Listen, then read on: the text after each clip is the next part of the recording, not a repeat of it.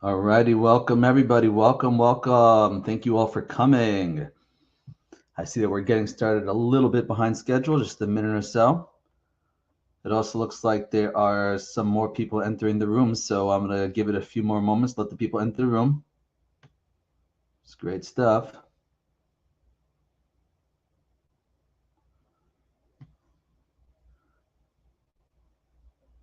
Okay, I'm also uploading my presentation, and that might take me another moment as well to do that. Sorry, technical difficulties over here. Let's try this again.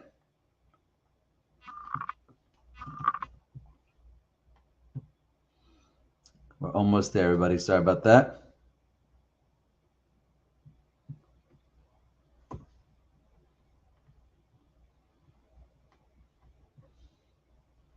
All right, I see more people have entered the room, so that's good to see. Sorry, guys, I wanted to just make sure that my slideshow is showing, which I see it's loading.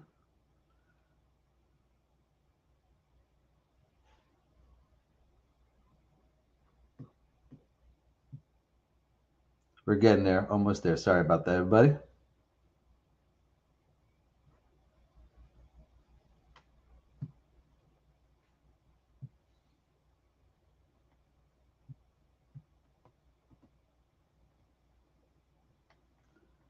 Could be that there's something on my end. I might have to go without slides, which is a little bit unfortunate because I wanted to share with you some illustrations. And if you don't have the slides, then I can't give you the illustrations, but I can at least talk it through. At least talk it through. So sorry about that, everybody. We're getting there. We're getting there.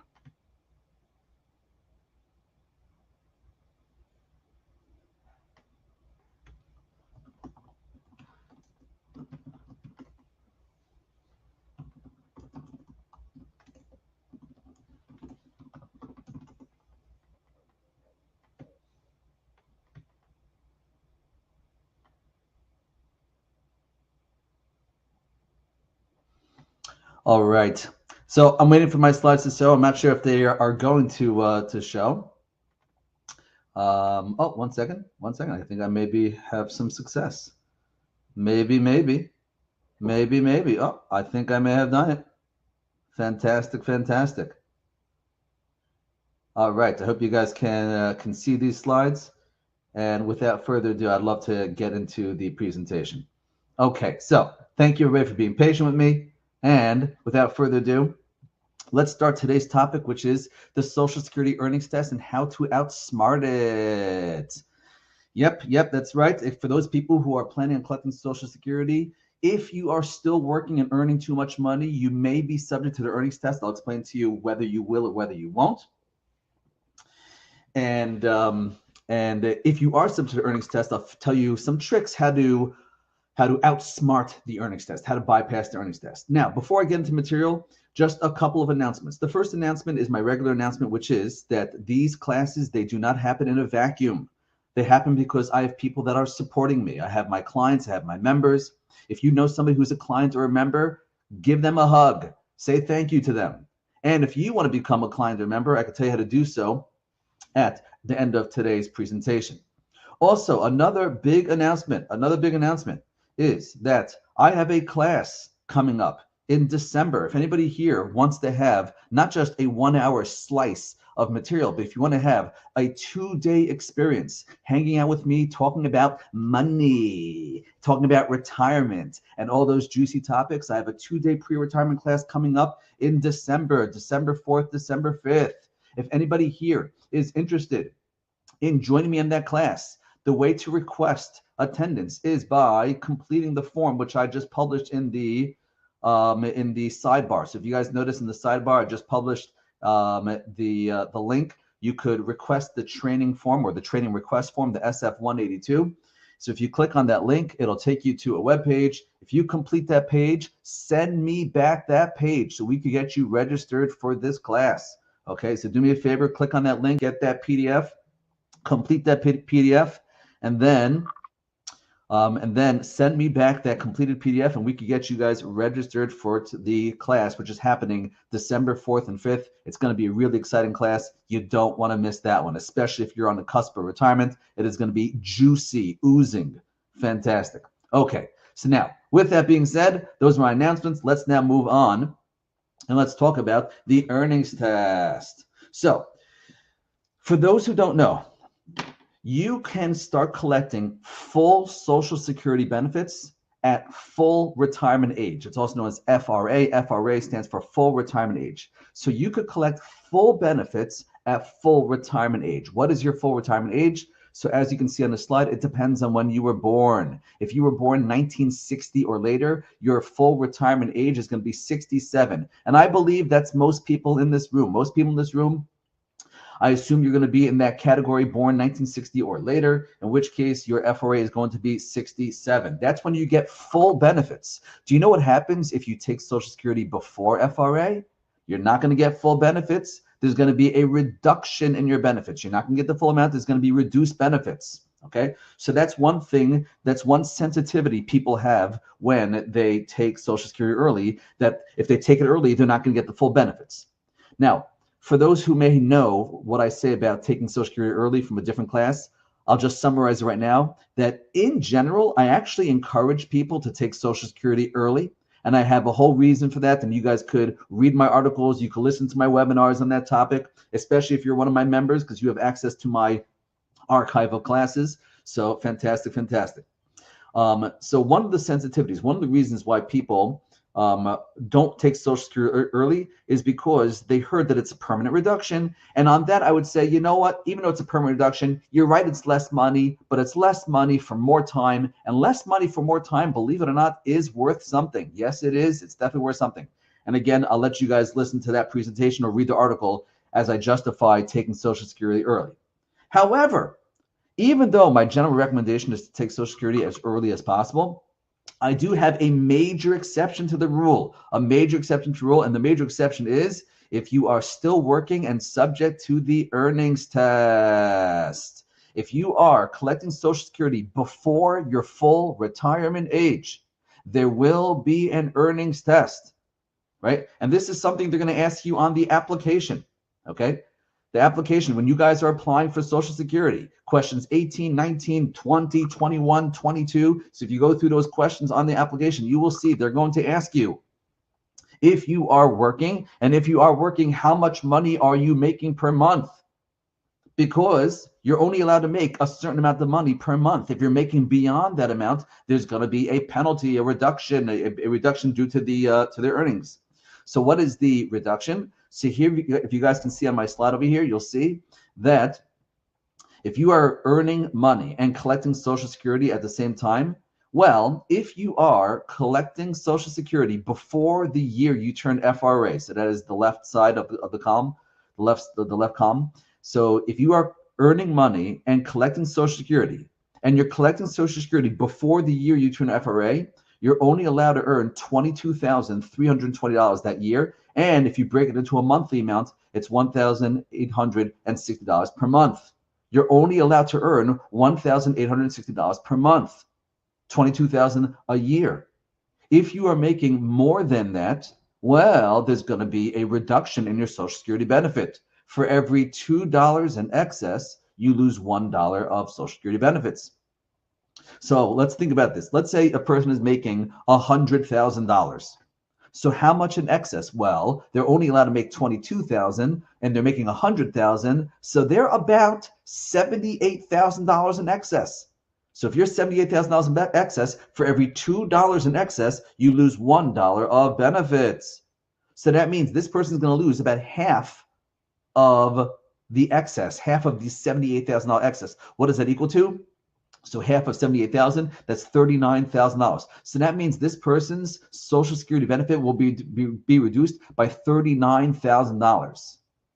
FYI, there are many people whose Social Security benefits don't even equal $39,000. There is a very good possibility that if you're making too much money, they will wipe out your entire Social Security benefit.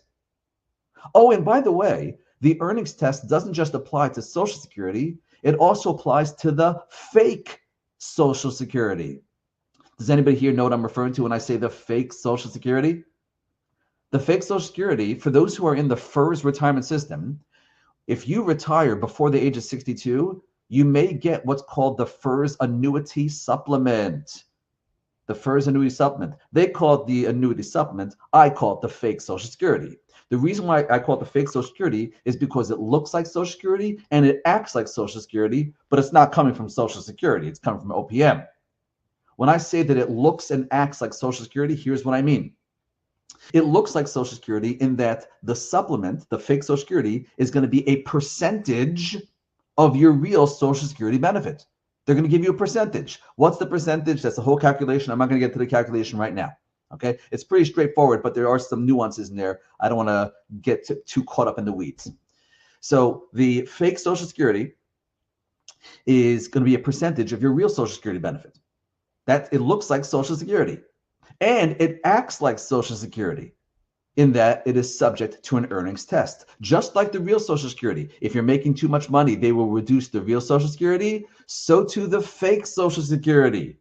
If you are making too much money, they will reduce the fake Social Security. And by the way, you will have to submit, anybody here who's retiring before before the age of 62, excuse me, anybody here who's retiring from the FERS retirement system before the age of 62, you will have to submit an earnings report to OPM every year, declaring what your earned income was. And based upon that declaration, OPM may reduce your fake Social Security benefit, depending on how much money you're earning. What is the earnings test for the fake Social Security? It's the same earnings test as the real Social Security, $22,320. If you're making over that, for every $2 in excess, you lose $1 benefits. So there is an earnings test that applies to the real Social Security. There's an earnings test that applies to the fake Social Security. Now, you guys may notice on this slide that the fake you may notice on the slide that the earnings test goes away at a certain age. Do you guys see it? Do you guys see the bottom of the slide, right? Or the bottom row, I should say, the bottom row of the slide. In the bottom row of the slide, once you reach FRA, which stands for full retirement age, so for most people, that's going to be age 67. Once you reach FRA, there is no more earnings test. You could be making $1 million and nobody cares. And nobody cares. And by the way, when I meet people that are still working at FRA, so for example, is there anybody in this room that is right now FRA 67 and still employed? So when I meet those people, if you're FRA right now and you're still employed right now, I would tell them that they could collect Social Security right now while they're working. I know that seems weird. I know that seems weird because on the one hand, you're working, so you're paying into the Social Security system. But then at the same time, you're going to be drawing money from the Social Security system. So it's almost like you're paying yourself, a little bit circular over there. Okay. But nonetheless, if somebody is FRA right now and they're still working, I would tell them that they could be collecting Social Security right now while they're still working. And by the way, it's very humorous. When I meet those people that are FRA still working and I tell them they collect Social Security, they look at me and they say, Stefan, nah, I don't need Social Security right now. I'm still working. It's okay. I don't need Social Security right now. When I hear that, I'm like, well, so definitely take it. So definitely take it. Meaning, this goes back to my original point that I made earlier, which is that my general recommendation is to take Social Security as early as possible. One of my exceptions to the rule is if somebody's still working and they're earning too much money, then I could tell them to delay Social Security. So I tell them to delay it until they're no longer subject to the earnings test. Once you reach FRA, you're no longer subject to earnings test. So you could be taking Social Security, and if you don't need the money, you could be investing that money. Okay, so definitely something to consider. Definitely something to consider.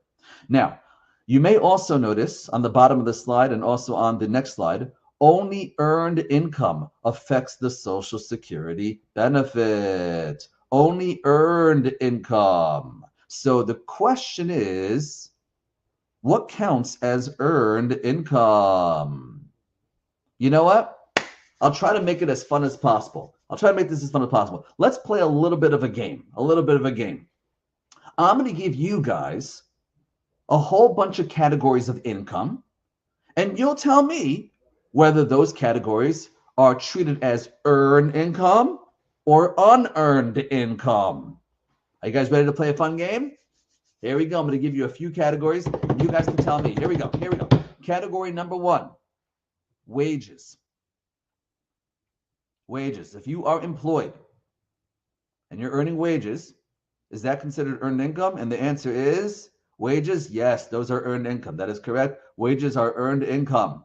That is correct. So if you guys are W-2 employees, which you are, you guys are W-2 employees, you're earning your income, which is considered wages, that is definitely considered earned income, and that is subject to the earnings test. Okay, fantastic. Second category of income. Here we go. Second category. Your lump sum annual leave payout. Is that considered earned income or unearned income? That is a very tricky question. That is a very tricky question. The truth is, that's probably the hardest category of income I'm going to talk about. Right? Everything else is relatively easy compared to this one. So the lump sum annual leave payout is not earned income for the earnings test. However, it is considered earned income in that you will be subject to Social Security taxation on that lump sum annual leave payout. So what I'm trying to say is that the lump sum annual leave payout is actually a combination of earned income and unearned income. For the earnings test, it is not considered earned income. Now, here's what you're going to need to do. Practically speaking, it's called a special payment. The lump sum annual leave payout is considered a special payment. It is considered earned income, but it's not necessarily considered earned income in the year that it got paid out to you, because it's very possible that you have that annual leave from prior years. So it's not necessarily considered earned income in the year that it was paid out to you. So here's what it means, practically speaking. For the earnings test, it does not apply for the earnings test, but you will need to let Social Security know that your income, this annual leave lump sum, was paid out to you. It was a special payment. There's a form you need to fill out to let them know that that income should not be counted against you for the earnings test. Okay, I know that was a very, very tricky question. I'm sorry about that. Okay, let's now go to the third category. Your FERS pension. Is your FERS pension considered earned income or unearned income? FERS pension. And the answer is FERS pension, not earned income. Not earned income. Not earned income. Let's give another example. Your Social Security itself, your Social Security benefits. So if you start pulling Social Security benefits, is the Social Security benefit considered earned income? And the answer is Social Security benefits, not earned income. Not earned income. By the way, if it was considered earned income, that would be outrageous. Outrageous, because you know what that means? That means that they would pay you the Social Security benefit, and then they say, oh, now that we paid you this benefit, you're making too much money. We take it back. That would be crazy. That would be so outrageous. So the earnings test, I'm sorry, the Social Security benefit itself is not considered earned income. Your military pension is not considered earned income. Your VA benefits, not considered earned income. Okay, now let's go to the next category. TSB distributions. TSB distributions. Is that considered earned income? Does it make a difference whether it's Roth or traditional? What do you guys think? TSB distributions, does it make a difference if it's Roth or traditional? Is it counted as earned income? And the answer is TSB distributions are not earned income, no matter what. No matter whether they're traditional, no matter whether they're Roth, they are not considered earned income. Now, one second. Are they taxable? Yeah. If it's traditional TSB distributions, of course they're taxable. Of course they're taxable. I'm not saying it's not taxable. It's just not considered earned income. This is a very, very interesting definition of earned income. It's actually very complicated, very nuanced. But in order for something to be considered earned income, you have to materially participate in the generation of that money. It's very, very tough definition. But to put it this way, your TSB distributions are not considered earned income. What about IRA distributions? IRA distributions, also not earned income. Not earned income.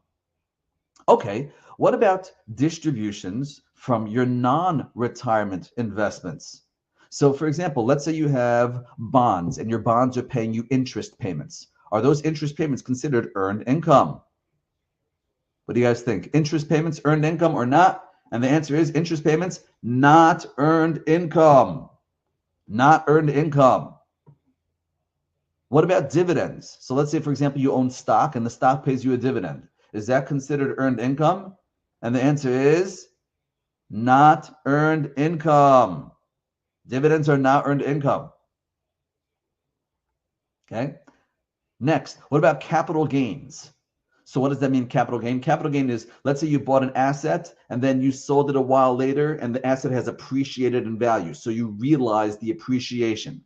That's a capital gain. Are capital gains considered earned income? And the answer is nope. Capital gains, not earned income. Not earned income. Next, rental income. Let's say you have a rental property and the rental property is generating you rent. Is that rental income considered earned income? And the answer is rental income, not earned income. Not earned income. Wow. Okay. Let's give another example. Let's say you're a federal employee that decides to retire from federal service, but then you start your own business. You become a consultant, or you open up a pizza shop, or you're selling diapers. I don't care. Whatever your business is, you have a business and your business is making money. Is that self-employment income considered earned income? And the answer is not necessarily. Not necessarily. It does not have to be that way. It does not have to be that way. Most people don't know this. Most people who start their own business, they don't know this. Most people start their own business, they started either as a sole proprietorship or an LLC. That's definitely a possible. You could start a business that way. However, there's another way to start a business. You could start a business that's a corporation, specifically an S corporation, subchapter S. And when you run your corporation, even though it might only be you in your company, even when you run your corporation, you're actually functioning in a dual capacity. On the one hand, you're the big boss, you're the owner of the corporation. On the other hand, you're the best employee you've ever had. And so what happens is when somebody hires your company, they're not hiring you, they're hiring your corporation. And they don't pay you, they pay your corporation. And then the corporation turns around and pays you. But which one of you is your corporation paying? Is the corporation paying you, the big boss, or is the corporation paying you, the employee? Guess who decides? You do, the big boss. You decide whether the corporation is going to pay you as the boss or pay you as the employee. Now, here's the thing. The money that you pay yourself as the employee, that is wages. That is wages. Yes, it is. And because it's wages, it is subject to the earnings test. Yes, it is. And by the way, not only is it subject to earnings test, but it's also subject to employment tax. And you're going to have to pay both parts of the employment tax. You have to pay the employer portion, the employee portion. If you add it up, that's about 15.3% taxation, self-employment tax. 15.3%. That's the money that you pay yourself as the best employee. But what about the money that you pay yourself as the boss? That's not considered wages. That's not considered earned income. That's considered a shareholder distribution, a dividend distribution. And dividends are not subject to the earnings test. Dividends are not subject to the earnings test. And by the way, you know what else the dividends are not subject to? They're not subject to the employment tax. That means you could avoid not just the earnings test, but you could also avoid the employment tax on that self-employment income, the money that you pay yourself as the big boss. So let's give an example. Let me back up to this slide right over here, right? Let's say you have a person who has their own business and the business is making, let's just say $70,000, $70,000. What they could do is they could pay themselves, the best employee, right up to the $22,000 threshold. That money they could pay themselves as wages. Anything beyond that, they could pay themselves as the big boss, which basically means that they have just avoided the earnings test on the entire $70,000. The first $22,000 was below the threshold, and anything above was paid in the form of non-earned income, a dividend distribution. Now, this is definitely something that you want to speak with your accountant about as to how much you should give yourself as the big boss and how much you should pay yourself as the best employee. I know some of you are getting very creative right now. Some of you are thinking, Stefan, in your example, why should I pay the best employee anything? Why don't I just pay the entire $70,000 to the big boss? Because remember, anything that I pay the best employee is going to be subject to the employment tax, the 15.3% taxation, the employment tax. So Stefan, why am I paying anything to the best employee? Why don't I just pay the entire $70,000 to the big boss? I like your idea. It's very creative. I understand where you're coming from, but that's a major red flag. Major red flag. Because basically what you're saying to the IRS is, we have a business here, a corporation. We're making $70,000 a year. Okay, and who's doing the work? Nobody. Nobody doing work here. You just have $70,000 coming in. No one's doing any work. So that's a major red flag to the IRS. Right? That's a major flag. So basically what you need to figure out is what is considered a reasonable compensation to your best employee. You know, are they a full-time employee? Are they a part-time employee? You know, what's the nature of the work that they're doing? And you could justify what is considered a reasonable compensation for them. That you'll pay them as wages. Anything else, you pay yourself as the big boss. Successfully avoiding the earnings test on the entire 70K. Okay. Now let me go a little bit further. Back to the slide over here. You guys may notice the second bullet point on the slide. The second bullet point is addressing a very interesting question. Stefan, let's say I collected Social Security, but then I was working, and so they reduced my Social Security benefit. So is the money that they withheld from my benefit gone forever? Have you guys ever heard that question before? It's a very good question, right? The money that was held, is that going to be gone forever? And the answer is no, actually. The answer is not gone forever. What happens is, if you read the words carefully, benefits that are withheld due to the earnings test are going to be converted into time not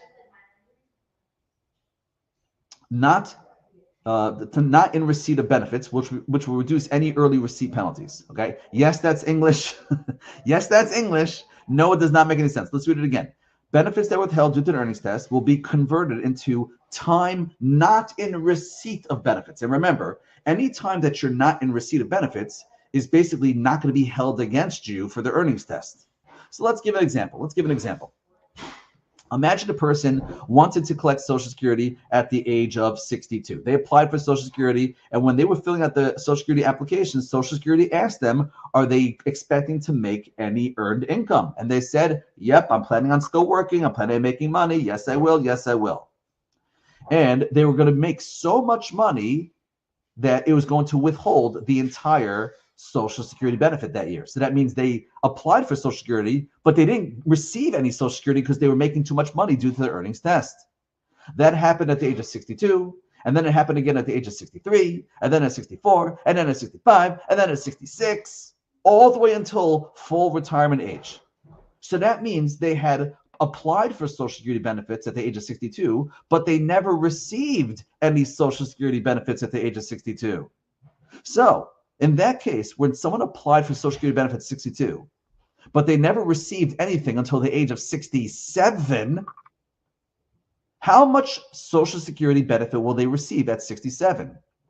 Will they receive the full Social Security benefit, which is what they should have received at 67, or will they receive a reduced Social Security benefit because, after all, they applied at the age of 62? Will they receive the 67 number, which is the full benefit, or will they receive the 62 number, which is a reduced benefit?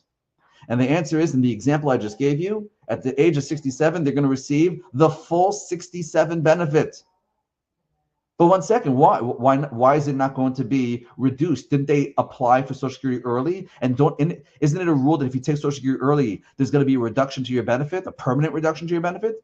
And the answer is yes. If you collect Social Security early, it's going to cause a permanent reduction. But in the example I gave, this person was never able to collect anything because they were always making too much money.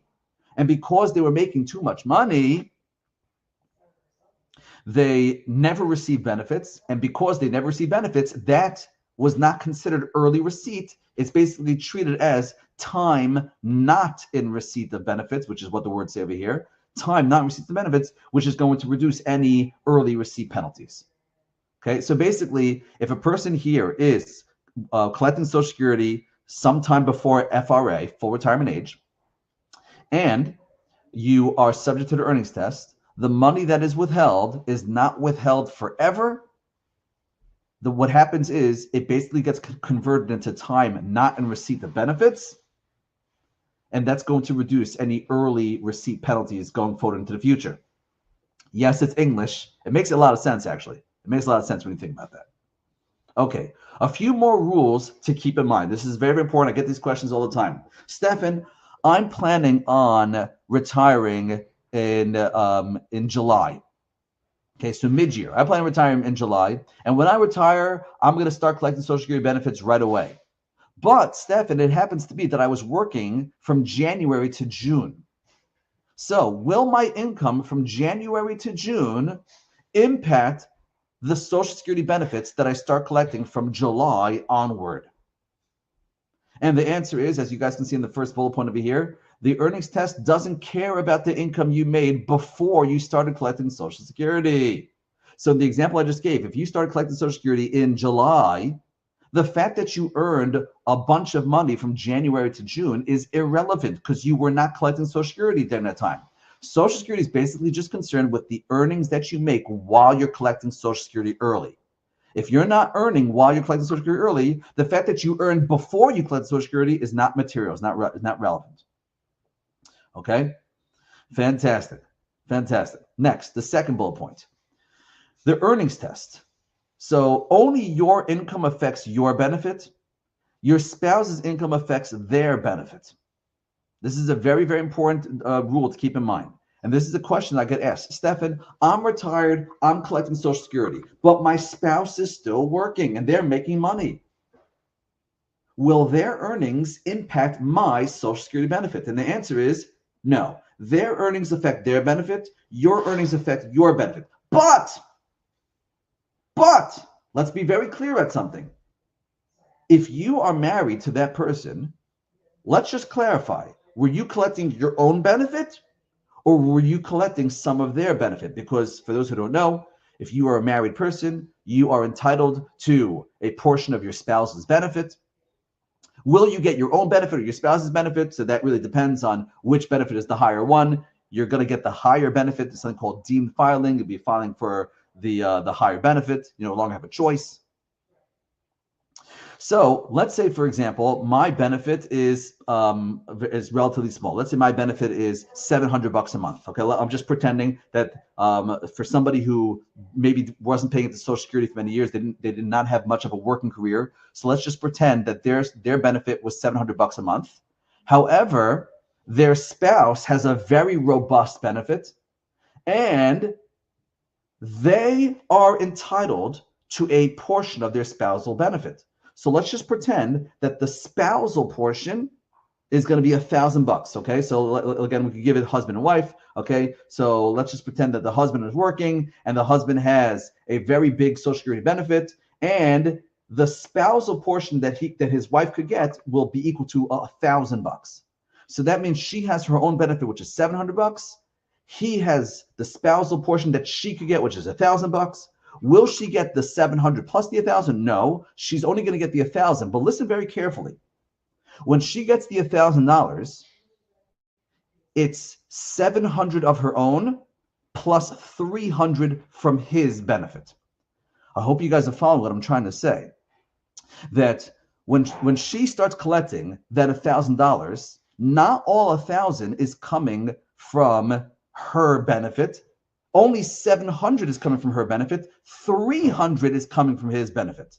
So you know what that means? That means if he is still working, his earnings will not impact the 700 which came from her own, but his earnings will impact the 300 which comes from his.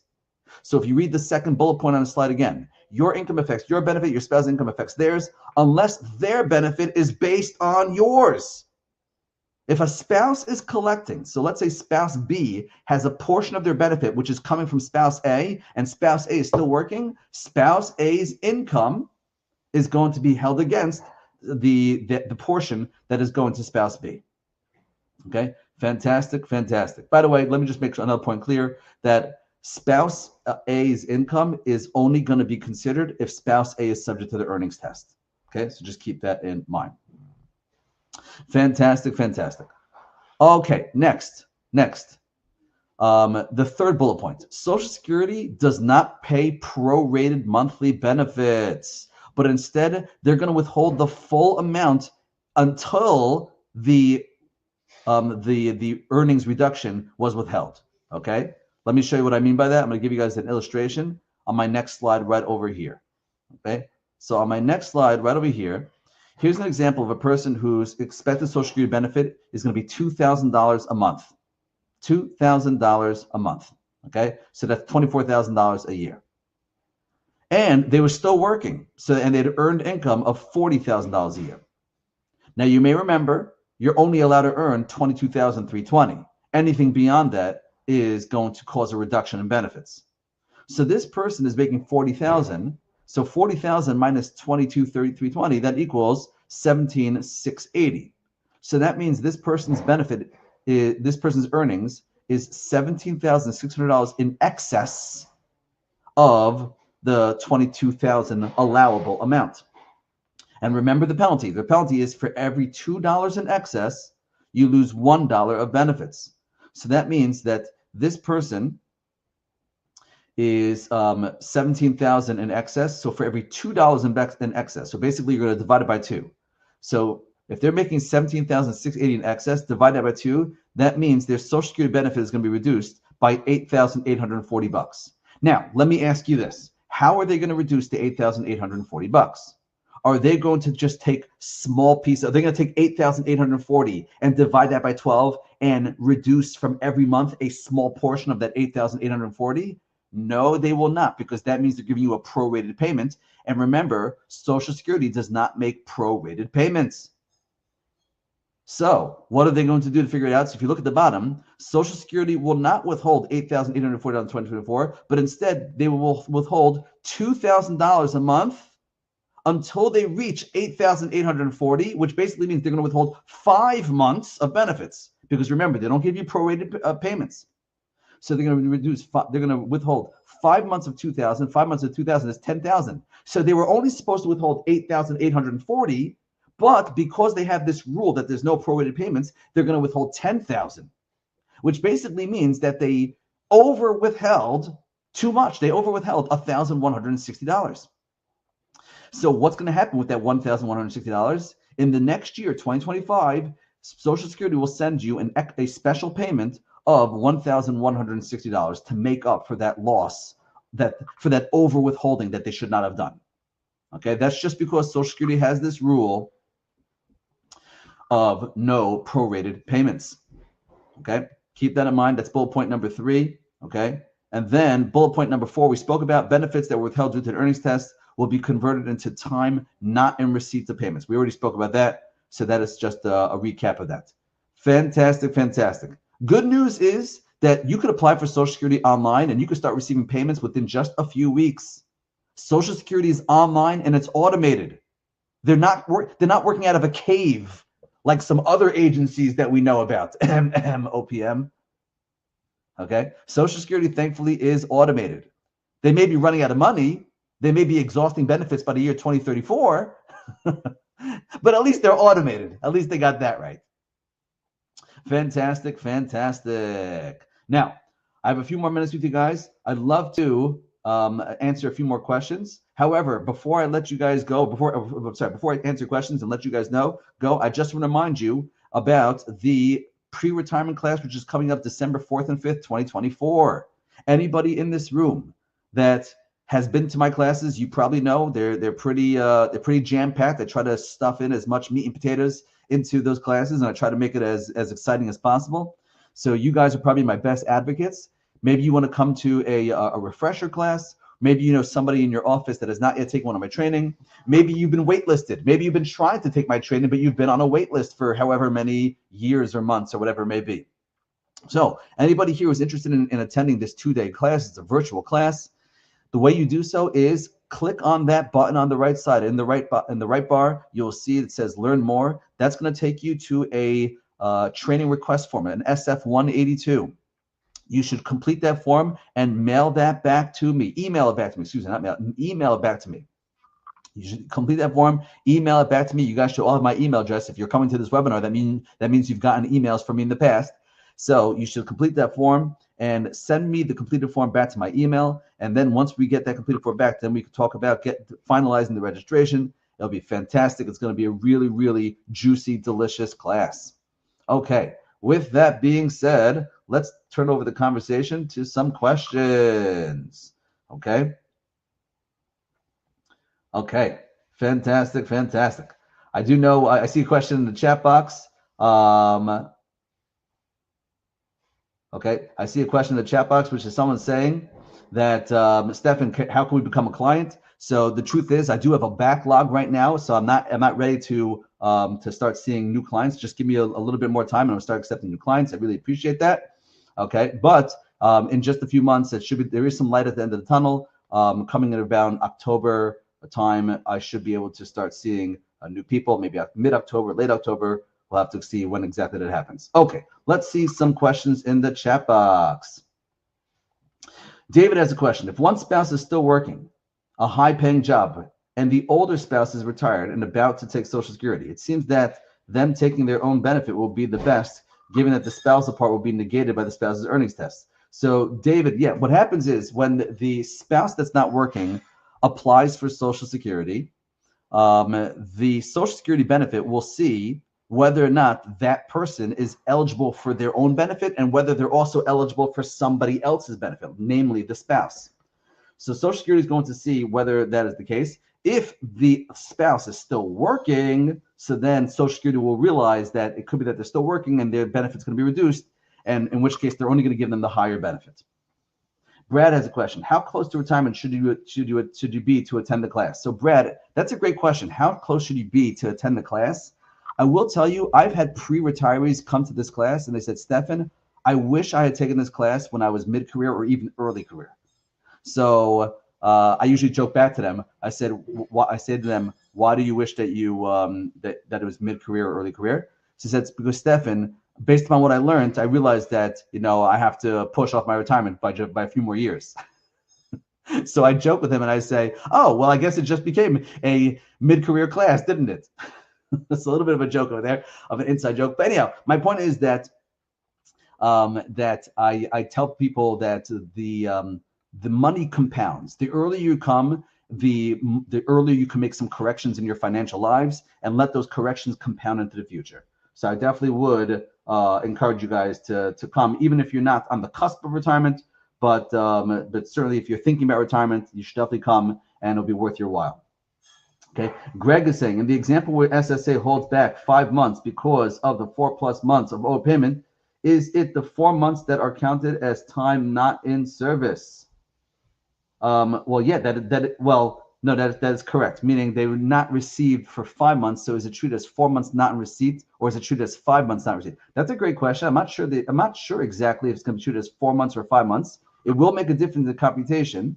Do me a favor, Greg, if you want, send me an email so I could dig into that detail, whether it's 4 months or whether it's 5 months. It's a great question. I'm not sure if it's 4 months or if it's 5 months. I understand what you're asking. It makes a lot of sense. But do me a favor. I don't want to give you wrong information. Send me an email. I'm happy to look into that. I see Sandy's asking, does SSA figure out which is better benefit? Yes. Well, Sandy, if you are entitled to a spousal benefit, they're going to ask you, are you married? And if you say, yes, you are married. And by the way, they're also going to ask you, are you divorced, right? So if a person was divorced and they have an ex-spouse, they're going to say, if you're divorced, do you know who your ex-spouse is? And you'll see if you're going to be eligible for a portion of their benefit. Yes. Eric is asking a question. As an LLC, can I plan to pay myself $20,000 for part-time consulting work and consider all the company residence and company? So Eric, when you have your LLC, so that LLC income is usually going to be considered a Schedule C income. So it's business income Schedule C. So we're not really looking for Schedule C income over here. We're looking for a K1 distribution, which is going to be from the corporate income that you bring in. So it's not really Schedule C income. So for example, Eric, for example, what you're describing, if you have an LLC, you're going to be receiving 1099 income, or pretty much 1099 income from your, I'm assuming, a consulting practice. So if you have a consulting practice, 1099 income, that 1099 income is not going to have this benefit of not being considered earned income. It's going to be entirely earned income, that 1099 income. The way you have to structure the 1099 income is specifically that the income is corporate income. And if it's structured as corporate income, so then we could run it through the corporation, and instead of being paid out to you in the form of wages or self-employment, it's going to be paid out to you as a shareholder distribution. Okay. So to answer your question, Eric, an LLC, if you do have an LLC, which I saw if somebody else has that same question, if you do have an LLC, you can actually make it that your LLC files taxes as an S corp. You could do an S corp tax filing. So Eric, maybe you speak to an accountant about this. And the terminology that you want to use is, can my LLC file as an S corp? So yes, Eric, if you have an LLC, you could structure your LLC for tax purposes as an S corporation, but you need to submit a filing to file as an S corporation. If you do not submit that filing, so then you're not going to be able to structure as an S corporation, and the entire income is going to be considered earned income, and also going to be subject to self-employment taxation. Lisa is asking, as a sole proprietor, does earnings test apply? So again, at least it's a very similar thing to what we just answered with Eric. The sole proprietor, your LLC, if you do not structure as an S corp, then that's going to be considered self-employment income. It's going to be subject to the self-employment taxation. It's going to be subject to the earnings test. So that whole entire thing. So if you guys want to pull this off correctly, it's the way to do it is through the S corp. You could also have a different corporate structure. You could have a C corp, but that's going to be way too complex, and you're probably inviting much higher tax liabilities if you invite the C corp structure. So you're looking specifically for the S corp. Fantastic. Let me see if I have some more questions. Andrew is asking, can SSA provide you the calculation they use to arrive at the monthly benefit, or is it a secret? So Andrew, there is a calculation. The truth is, you could use their calculators, and there's a formula. I mean, I could try to describe to you the formula. It's going to be a long-winded description. There are formulas that they have. They basically look at your earnings as far back into your history as possible. They're going to find the highest 35 years. They're going to adjust it for inflation. They're going to take the average over the 35 years. And then they run it through something called the PIA formula. They have a whole thing. There definitely is a calculation. It's not a secret. They write it out. It's long-winded. It's complicated. You could use their website to do the calculations. If anybody here logs into the Social Security website, you could use their detailed calculators and start calculating your numbers that are pre-populated into their software, into their calculations. So yeah, you could definitely do it. It's not a secret. So Social Security should be able to provide that for you. They probably will give you a link, or they'll probably give you an article. It's a very, very long-winded explanation, but yes, it's not a secret. Doc is asking, if I'm still working, will my spouse be eligible for my higher benefits? So Doc, the question is, are you full retirement age or not? So if you are full retirement age and you start collecting Social Security, even though you're still working, if you're still working, you're full retirement age and you start collecting Social Security, you will make your spousal portion available to your spouse. And the fact that you're still earning money is not going to be held against them. However, if you are under full retirement age, so then you are subject to the earnings test still. And if you're making too much money, that will reduce any amount that they are collecting off your benefit. Brad is asking, how accurate is Social Security government on your estimated earnings? So Brad, they know your earnings from years and years of tax returns. So they have the actual number from your tax returns. So they're pretty accurate about that. The thing is, Brad, the area that they're not accurate is if you look at your Social Security statement and they tell you how much money you're going to get from Social Security at various ages. So that number is not perfectly accurate because it's based upon assumptions. Those numbers on your Social Security statements assume that you're going to continue working to the age of 62 or 67 or 70. But if you don't continue working until those ages, let's say you stop working at the age of MRA 57. So then your numbers are not going to be accurate because Social Security was assuming that you continue to work until 62 or 67 or ... Jay is asking, if you apply for Social Security and it takes them more than a month to process it, will your benefit be calculated starting from a month later? So Jay, the way it works is when you apply for Social Security, you're actually going to tell them the month in which you want benefits to start. If they didn't start it in that month, so then they could retro pay you. They could retro pay you. So, for example, you wanted to start in June, but they didn't pay you until July. They could retro pay you for that month. They actually could retro pay you up to 6 months. Just be careful. If you have them retro pay, you want to ask yourself, were you working during those 6 months that they retro paid you? Because if you were working, then there's going to be the earnings test during those months. So just be careful about that. But if you want your benefits, if you requested your benefits to start in June and they didn't, for some reason, they didn't send you a payment to July, there will be 1 month retro payment in that payment. Fantastic, fantastic. All right. Again, let me just remind you guys, sign up for the class. As you guys can see in the sidebar, you could click on that SF182. You could click on that green button that takes you to the SF182.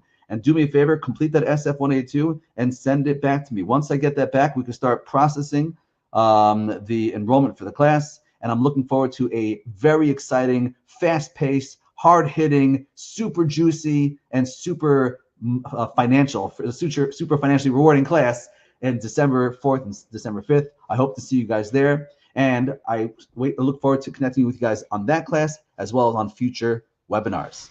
Thank you so much for joining me today. Keep in touch, everybody. And I look to see you at a future webinar. And I also look to see you on December 4th and December 5th. All the best, everybody.